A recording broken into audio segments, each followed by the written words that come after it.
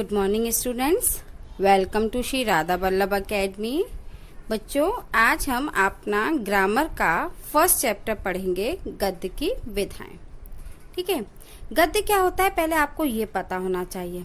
जो हमारा हिंदी साहित्य होता है उसकी एक महत्वपूर्ण विधा है गद्य, यानी कि जो लिखने का एक तरीका है वो गद्य होता है। आप लोगों ने कभी अपनी बुक का फर्स्ट जो इंडेक्स होता है जिसमें अपने पाठों के नाम लिखे होते हैं, उन पाठ की विधाएं लिखी होती हैं कि कौन सा पाठ आपका कहानी है, कौन सा एकांकी है, आपका कौन सा नाटक है, कौन सा जीवनी है, आत्मकथा है या कविताएं हैं, है ना। तो कविताएं वो आपका पद्य साहित्य में आ जाता है और पाठ, एकांकी, कहानी, नाटक ये आपके गद्य साहित्य में आ जाती हैं। तो ये जो गद्य होता है वो हिंदी साहित्य की एक महत्वपूर्ण विधा। ओके, तो हिंदी गद्य साहित्य का विकास यानी कि हिंदी गद्य साहित्य को आगे तक ले जाने में भारतेंदु जो लेखक हैं उनका महत्वपूर्ण योगदान है। उन्होंने वर्तमान तक अनेक विधाओं में गद्य साहित्य लिखा है। किसने लिखा है? भारतेंदु ने। तो भारतेंदु ने इस गद्य साहित्य के विकास में महत्वपूर्ण योगदान दिया है, इसलिए हिंदी गद्य साहित्य का विकास क्रम को हम भारतेंदु युग के नाम से भी जानते हैं। तो सबसे पहले गद्य की जो विधाएं हैं कौन कौन सी हैं वो आपको पता होनी चाहिए। तो गद्य की जो 5 मुख्य विधाएं हैं, निबंध, कहानी, एकांकी, नाटक और उपन्यास, और बाकी की जो विधाएं हैं वो लघु विधाएं होती हैं। देखो, मुख्य विधाओं का मतलब होता है कि जिसका लेखन ज्यादातर हुआ है, मुख्य यानी मेन, तो उनका ज्यादातर जो लेखक हैं जिन विधाओं को लिखते हैं वो मुख्यतः ये 5 हैं। कौन कौन सी? निबंध, कहानी, एकांकी, नाटक और उपन्यास। बाकी की जो विधाएं हैं जैसे संस्मरण है, रेखा चित्र है, यात्रा वृत्तांत है, जीवनी है, आत्मकथा है, रिपोर्टाज है, डायरी लेखन, भेंट वार्ता, पत्र साहित्य, ये जो अन्य विधाएं हैं इन्हें लघु विधाओं के नाम से भी जाना जाता है। अब मैं आपको एक एक विधा को एक्सप्लेन करूंगी, एक एक विधा समझाऊंगी और उससे संबंधित क्वेश्चन आंसर भी आपको नोट डाउन करवाऊंगी। जैसे मैं आज आपको इस फर्स्ट वीडियो में 5 जो आपकी मुख्य विधाएं हैं उन 5 मुख्य विधाओं के बारे में आपको पढ़ाऊंगी और फिर उससे संबंधित जो प्रश्न उत्तर हैं वो आपको एक्सप्लेन करके लिखवाऊंगी। तो उसको आप फेयर कॉपी में नोट डाउन करते जाइएगा। ओके, चलिए, तो सबसे पहले आपकी गद्य की विधा आती है निबंध। निबंध जो है वो गद्य की एक विशिष्ट विधा है। निबंध का मतलब क्या होता है? निबंध का आशय है कि बंधा हुआ, सम्यक रूप से यानी पूरी तरह से जो बंधा हुआ लेखन होता है उसको निबंध कहते हैं। निबंध में भाव यानी मन के विचार एक सूत्र में बंधे रहते हैं। इसमें अनुभूतियां तथा स्वतंत्र चिंतन। देखो, अनुभूतियों का मतलब होता है जो हम अनुभव करते हैं, हमारे मन की बात, और स्वतंत्र चिंतन यानी कि हमें सोचने के लिए किसी की मतलब कोई हमें बाध्य नहीं करता। स्वतंत्र चिंतन यानी हम स्वयं बिना किसी रुकावट के स्वतंत्र चिंतन करते हैं। उस चिंतन का सरल, सहज और सजीव चित्रण निबंध कहलाता है। ठीक है, अलग अलग लेखकों ने इनकी अलग अलग परिभाषाएं दी है। जैसे बाबू गुलाब राय के मतानुसार है, निबंध उस गद्य रचना को कहते हैं जिसमें सीमित आकार यानी कि एक सीमित आकार के भीतर किसी विषय का वर्णन करते हैं। आप लोगों को मालूम है कि निबंध आप लोग लिखते हैं, जैसे आपके टॉपिक्स दे देते हैं हम, तो टॉपिक्स में आपका जैसे विज्ञान के चमत्कार है ना, कोई प्रिय खेल है, प्रिय नेता है, या कोई भी हम विषय देते हैं उसके ऊपर आप लिखते हैं। तो उस विषय में आप उसी विषय से संबंधित पूरी एक रचना मतलब पूरा एक लेखन लिखते हैं तो उसको निबंध कहते हैं। निबंध तो आपको मालूम है ना, आप बिंदुओं के आधार पर उस निबंध को लिखते हैं। लेकिन उस निबंध में मान लो हमने विज्ञान के चमत्कार निबंध दिया है तो उसमें आप खेलों का वर्णन तो करेंगे नहीं। यानी कि जिस विषय में आप लिख रहे हैं उसी विषय से संबंधित सारी जो जानकारी होती है उसको लिखना निबंध कहलाता है। ठीक है। अब निबंध के कुछ लक्षण हैं, मतलब जिससे हमें पता चलता है कि यह निबंध, जैसे निबंध में आकार एवं विस्तार का उचित तालमेल होना चाहिए। निबंध लिखते समय इन बातों का ध्यान रखना चाहिए कि आकार यानी कि जो कितना बड़ा निबंध है ना, तो आकार एवं विस्तार लिखते समय उसकी सीमा विस्तार का उचित तालमेल होना चाहिए। लेखक निबंध में अपने भावों, विचारों और अनुभूतियों को निजी स्वच्छंदता से व्यक्त कर सकता है। मतलब उसके जो मन की बातें हैं, है ना, अपने मन के जो विचार हैं वो सारे जो उसके खुद के निजी यानी कि जो उसके निजी विचार हैं उसको वो लिख सकता है। निबंध के विषयों की कोई सीमा नहीं है, मतलब किसी भी विषय पे आप लिख सकते हैं, उसकी कोई लिमिटेशन नहीं है यानी कि सीमा नहीं है। किसी भी विषय पे आप निबंध का लेखन कर सकते हैं। निबंध में भाषा की सक्रियता, तेजस्विता और विचार प्रवाह उत्तरोत्तर विकसित होता है। तो इसमें भाषा पर भी ध्यान देना। जैसे आपने जो निबंध लिखा है तो उसमें भाषा की सक्रियता, तेजस्विता, विचार प्रवाह यानी जो आप विचार जो अपनी बातें लिख रहे हैं उसको लिखने का तरीका उत्तरोत्तर विकसित होता है। यानी कि उससे आपका मतलब पूरा निबंध उस इन सब विचारों पे और भाषाओं पर ही आधारित होता है। ठीक है। तो निबंध के 4 प्रकार हैं, कथात्मक, वर्णनात्मक, विचारात्मक और भावात्मक। ठीक है। अब इसके चारों प्रकार है। अब सबसे पहले हम पढ़ेंगे निबंध का विकास। विकास मतलब निबंध कैसे कैसे आगे बढ़ा। तो मैंने आप लोगों को स्टार्टिंग में बताया है कि भारतेंदु युग यानी भारतेंदु हरिश्चंद्र से निबंध रचना का प्रारंभ हुआ, इसलिए हमने उसको निबंध के जो युग को हम भारतेंदु युग के नाम से भी जानते हैं। तो इस युग में निबंधों में समाज सुधार की भावना यानी समाज में जो फैली हुई बातें हैं उनमें सुधार लाने की बातें, राजनीतिक चेतना और मानवीय प्रवृत्तियां मुख्यतः मिलती हैं। इसमें इसके और भी इसमें इस युग के और भी क्या कहते हैं निबंधकार हैं, जैसे भारतु हरिश्चंद्र हैं, प्रताप नारायण मिश्र हैं, बालकृष्ण भट्ट हैं और भी बहुत सारे हैं। उनकी रचनाएं हैं, जैसे भारतेंदु हरिश्चंद्र की एक रचना है, एक अद्भुत अपूर्व स्वप्न, ईश्वर बड़ा विलक्षण है। ठीक है। और प्रताप नारायण मिश्र ये लेखक हैं जिन्होंने ये निबंध लिखे हैं। जैसे प्रताप नारायण मिश्र के द्वारा लिखा गया है बुढ़ापा, भौ, धोखा, दांत आदि ये निबंध प्रमुख हैं। ऐसे बालकृष्ण भट्ट के हैं चढ़ती उम्र, चंद्रोदय, बातचीत, ईश्वर भी क्या ठटोल है, ये मतलब इसके निबंधकारों के निबंध हैं। फिर महावीर प्रसाद द्विवेदी ने भी निबंध लिखे हैं। इसके बाद महावीर प्रसाद द्विवेदी द्वारा संपादित पत्रिका आपके में भी एक चैप्टर अभी मैंने इससे पहले पढ़ाया था, तो आप लोगों को मालूम है कि महावीर प्रसाद द्विवेदी ने एक सरस्वती पत्रिका का संपादन किया है ना। लेकिन उस सरस्वती पत्रिका के माध्यम से हिंदी साहित्य में उत्कृष्ट निबंधों का सृजन हुआ था। फिर इसके बाद इस युग के निबंधों में गंभीरता दृष्टिगोचर होती है। फिर द्विवेदी युग आता है। द्विवेदी युग में महावीर प्रसाद, पहले आपका भारतेंदु युग, फिर द्विवेदी युग आता है। फिर इसमें द्विवेदी युग में महावीर प्रसाद द्विवेदी ने आगे बढ़ाया उसको निबंध के युग को। फिर उसके बाद आचार्य रामचंद्र शुक्ल आए, उन्होंने निबंध की विधा को आगे उसका विकास किया। ऐसे फिर उसके बाद शुक्लोत्तर यानी आधुनिक युग आया। आधुनिक युग के निबंधों के जो विषय हैं उसमें वैविध्य मिलता है, यानी कि इस युग में राजनीति, देखो जैसा अपना समय काल चलता है उसी के अनुरूप लेखक का लिखना हो जाता है।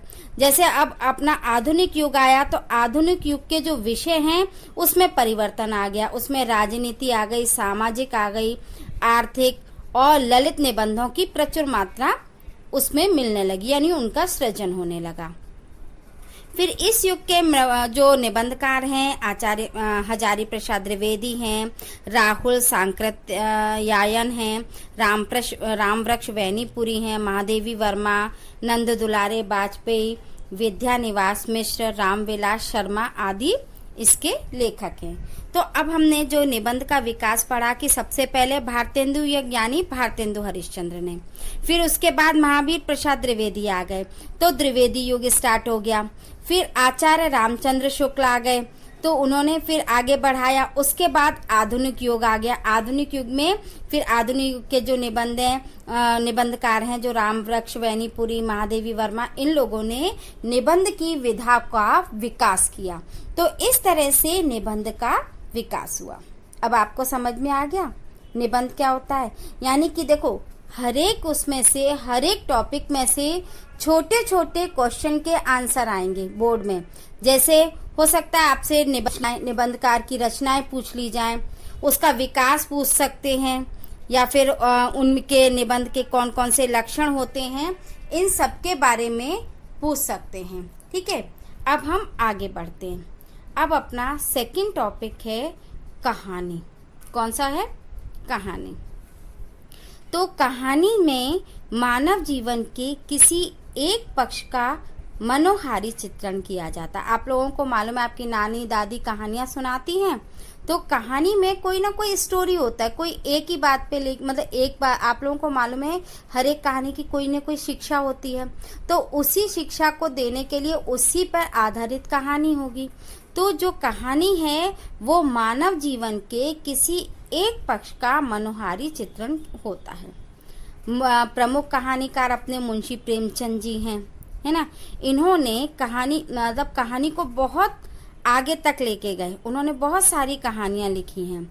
उनकी रचनाओं में जीवन के किसी एक अंग या मनोभावों को प्रदर्शित करना लेखक का उद्देश्य रहता है। वैसे तो कहानी एक ऐसी रचना है जिसमें जीवन के किसी एक अंग या मनोभाव को प्रदर्शित करना लेखक का उद्देश्य रहता है। जैसे बाबू गुलाब राय ने कहा है कि कहानी एक स्वतःपूर्ण रचना है, मतलब अपने आप में एक पूर्ण रचना है, जिसमें प्रभावपूर्ण व्यक्ति केंद्रित घटना का अप्रत्याशित ढंग से उत्थान पतन दर्शाते हुए पात्रों के चरित्र पर प्रकाश डालने वाला कौतूहलपूर्ण वर्णन है। पात्र कौन होते हैं? जो कहानी में जो पात्र यानी कि संवाद बोलने वाले पात्र, माने आप कह सकते हैं कलाकार, है ना। पात्र वही तो होते हैं। तो उन कलाकारों के चरित्र होता है, एक अच्छा चरित्र, एक बुरा चरित्र, अच्छे व्यक्ति और बुरे व्यक्ति। तो उनके चरित्रों पर प्रकाश डालने वाला कौतूहलपूर्ण वर्णन है कहानी। अब इसके तत्व होते हैं। देखो, तत्व हर एक में होते हैं, लेकिन वही तत्व रहते हैं, थोड़े बहुत कम ज्यादा हो जाते हैं। लेकिन कहानी के जो 6 तत्व हैं, सबसे पहला है कथा वस्तु, कथानक, कथोपकथन अथवा संवाद, पात्र अथवा चरित्र चित्रण, देशकाल और वातावरण, भाषा शैली और उद्देश्य। देखो, तत्व क्या होते हैं? मतलब जो हमारी एक कहानी जो लिखी जाती है उनमें इन सारी बातों का समावेश होता है, इन तत्वों का समावेश होता है। जैसे कथा वस्तु, कहानी की एक स्टोरी होती है, कहानी होती है। कथोपकथन, संवाद, यानी उसमें बोलने वाले जो पात्र होते हैं उनके जो संवाद होते हैं, उनके द्वारा जो डायलॉग बोले जाते हैं वो संवाद होते हैं। तीसरा है चरित्र चित्रण। मैंने आपको पहले ही बताया, कहानी में जो आपके कलाकार हैं या जो आपके चरित्र हैं वो अच्छे भी हो सकते हैं और बुरे भी हो सकते हैं, तो वो उनका चरित्र चित्रण है। अच्छा है तो अच्छा चरित्र और बुरा है तो बुरे चरित्र। देशकाल और वातावरण। देशकाल और वातावरण का मतलब जैसे वातावरण में जिस वातावरण को लेकर हम स्टोरी यानी कहानी लिख रहे हैं, और उसके जो पात्र है उनसे संबंधित जो भाषा होती है वही भाषा हिंदी हो सकती है, ब्रजभाषी हो सकती है, ग्रामीण अंचल है तो ग्रामीण अंचल से संबंधित भाषा का प्रयोग हो सकता है। और लास्ट उद्देश्य, कोई ना कोई कहानी लिखने का उद्देश्य होता है। मैंने आपको पहले ही बताया है कि कहानी जो होती है वो कोई ना कोई शिक्षा देती है, तो उस कहानी को लिखने का लेखक का कोई ना कोई उद्देश्य होता है। आपको इतना समझ में आया? चलिए, इसके बाद हम हिंदी कहानी का विकास क्रम होता है कि हिंदी कहानी कैसे आगे बढ़ी। तो सबसे पहले कुछ विद्वानों ने हिंदी कहानी का आरंभ सदल मिश्र के नाचिकेतोपाख्यान एवं ईशा अल्लाह खां की रानी केतकी की कहानी से माना जाता है। एक सदल मिश्र की जो कहानी है और एक ईशा अल्लाह खां की जो कहानी है, उससे इस काल का आरंभ माना जाता है। और अधिकांश विद्वानों ने किशोरीलाल गोस्वामी की कहानी इंदुमती को हिंदी की प्रथम कहानी माना है। इसमें मतभेद हो सकता है, ठीक है। तो लेकिन इसमें हम दोनों ही तरह से पढ़ेंगे कि आरंभ पहले हिंदी कहानी का आरंभ सदल मिश्र और ईशा अल्लाह खां की कहानी से भी है, और कुछ विद्वानों के मतानुसार किशोरीलाल गोस्वामी की कहानी इंदुमती से भी हिंदी की प्रथम कहानी माना जा सकता है। अब हिंदी कहानी के विकास को 3 भागों में बांटा गया है: आरंभिक काल, विकास काल और उत्कर्ष काल। इसके सन है 1900 से 1910 ईस्वी तक आरंभिक काल है, फिर 1911 से 1946 ईस्वी तक आपका विकास काल है, फिर उत्कर्ष काल 1947 से अब तक यानी आधुनिक युग तक। तो आरंभिक काल के जो कहानीकार हैं वो किशोरीलाल गोस्वामी, बंग महिला, गिरिजा दत्त बाजपेयी, आचार्य रामचंद्र शुक्ल, ये प्रमुख हैं। इन्होंने इस युग में कहानी के अनुवाद की प्रक्रिया प्रारंभ की। अनुवाद यानी कि दूसरी भाषा की कहानी को हिंदी में अनुवाद करना या हिंदी की कहानी को दूसरी भाषाओं में अनुवाद करना। इस युग में कहानी के अनुवाद बंग महिला और पार्वती नंदन ने बंगला से, राधा कृष्ण और सूर्य नारायण दीक्षित ने अंग्रेजी से, और गदाधर सिंह तथा जगन्नाथ प्रसाद त्रिपाठी ने संस्कृत से हिंदी में अनेक कहानियों को अनुवादित किया। इस युग की कहानियों में दुलाई वाली, बंग महिला, 11 वर्ष का समय, रामचंद्र शुक्ल प्रमुख हैं। ये कहानियां प्रमुख हैं जो अनुवादित की गई दूसरी भाषाओं में। इसके बाद आता है अपना आरंभिक काल। कहानी का आरंभिक काल 3 युगों में अपना विभाजित है ना विकास क्रम कहानी का। तो आरंभिक काल के पश्चात हिंदी कहानी का पर्याप्त विकास हुआ। इस काल में चंद्रधर शर्मा गुलेरी की कहानी उसने कहा था सर्वाधिक लोकप्रिय हुई। इस कहानी ने आधुनिक हिंदी कहानी लेखन का मार्ग प्रशस्त किया। इस युग के कहानीकारों में मुंशी प्रेमचंद, जयशंकर प्रसाद, चतुरसेन शास्त्री, सूर्यकांत त्रिपाठी निराला, वृंदावन लाल वर्मा और भी बहुत सारे नाम उल्लेखनीय। मुंशी प्रेमचंद जी ने 300 से अधिक कहानियां लिखकर हिंदी कहानी कोश को समृद्ध बनाया। मानसरोवर में संकलित उनकी लोकप्रिय कहानियों में पंच परमेश्वर, नमक का दरोगा, कफन आदि प्रमुख हैं। मुंशी प्रेमचंद जी को तो बेटा कथा का सम्राट भी कहा जाता है। इनकी कहानियां बहुत प्रसिद्ध और बहुत प्रमुख कहानियां मानी गई हैं, इसलिए इनको कहानी कथा का सम्राट भी कहा जाता है। प्रसाद जी की कहानियों में पुरस्कार, ममता, आकाशदीप और भी बहुत सारी कहानियां प्रमुख हैं। इस युग में यानी आरंभिक काल में सामाजिक रूढ़ियां, धार्मिक आडंबर, सामाजिक रूढ़ियां यानी कि जो प्रथाएं चली आ रही हैं सामाजिक, और धार्मिक आडंबर, धार्मिक यानी धर्म के नाम पर जो आडंबर किए जाते हैं, राजनीतिक खोखलापन, राष्ट्र प्रेम, आर्थिक विषमता आदि अनेक विषयों पर सशक्त कहानियां लिखी गई हैं या उन कहानियों का सृजन हुआ है। इस काल के भी बहुत सारे लेखक हैं, जैसे यशपाल हैं, जैनेन्द्र कुमार, भगवती चरण वर्मा, इला चंद्र जोशी, महादेवी वर्मा और भी बहुत सारे कहानीकारों के नाम प्रमुख हैं।